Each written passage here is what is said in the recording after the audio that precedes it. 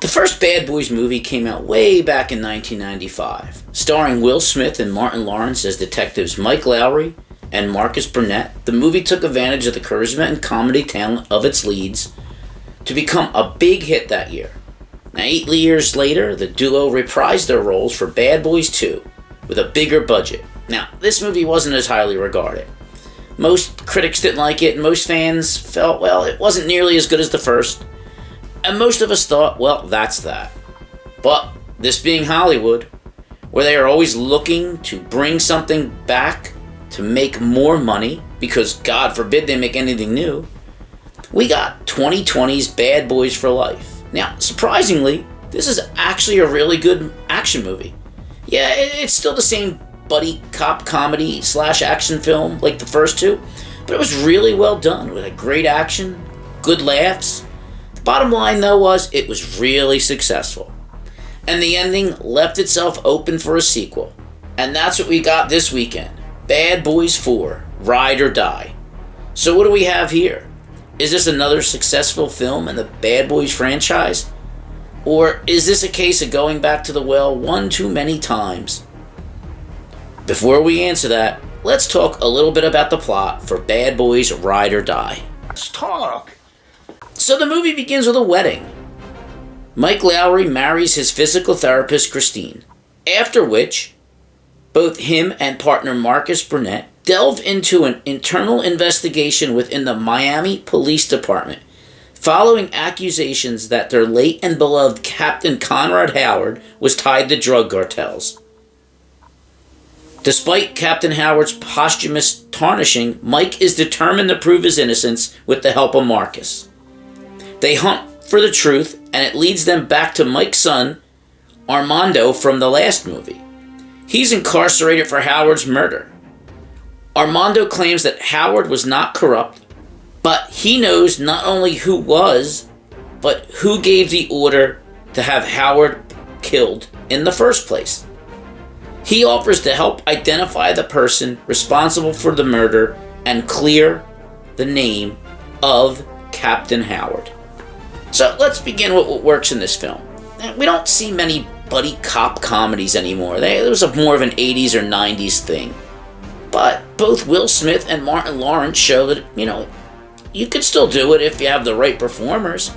They really haven't lost their feel for these characters, or how to play off one another. There are some good moments in here for both of them. Vanessa Hudgens and Alex Ludwig return as Kelly and Dorn, 2 Miami officers who help out Lowrey and Burnett, and they really do add to the story, especially Ludwig, who I really enjoyed in the last one. And finally, the action is fairly well done, embracing an over-the-top 90s feel. Directors Adil and Bilal, who helmed the last one, seem to have really captured their inner 90s child. This works. What didn't work, however, was that we've seen all of this before. The script it's very unoriginal. It seems that the thought was, let's throw every old gag and joke that we've done in the previous 3 films into this and see if it works again. And while it does occasionally, most of the time you're left saying, oh yeah, I remember that from the last movie, and you get nothing else out of it. Also, I won't spoil it too much here, but they really wrote Will Smith's Mike Lowrey character really odd. They wrote him as a man who has suddenly developed high anxiety and panic attacks at times, and I don't know, man. I just don't get that. Mike Lowrey was always suave, debonair, smooth, a complete badass who wasn't afraid of anything. And that's kind of why we loved him. This version is sort of a shell of himself too many times. Forget Chris Rock. Will Smith should go slap whoever wrote his character this way. And unlike the last movie, where we had an intriguing villain and a plot twist in terms of the villain's son, this movie's villains are just so generic and forgettable. There's just nothing about them that is memorable. Hell, I walked out of this movie an hour ago. I can't remember their names. People are always forgetting who I am. Look, if you're a fan of the first 3 movies, you're probably going to like this. It's not a bad film. It's just not great. It's nowhere near as good as the first one or even the last one. Sure, Smith and Lawrence generate enough comic chemistry to keep this from going totally bad, but the generic script really holds them back.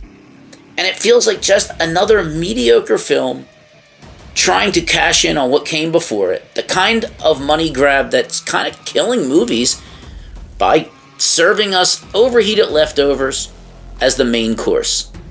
Well, that's it from me this week. Tune in next week where I give you my thoughts and feelings about whatever I've seen. In the meantime, click that like button, subscribe, leave a comment, or a question. Share this video with friends and enemies alike. And as always, thank you for giving me your valuable time, and I'll see you next week. Take care.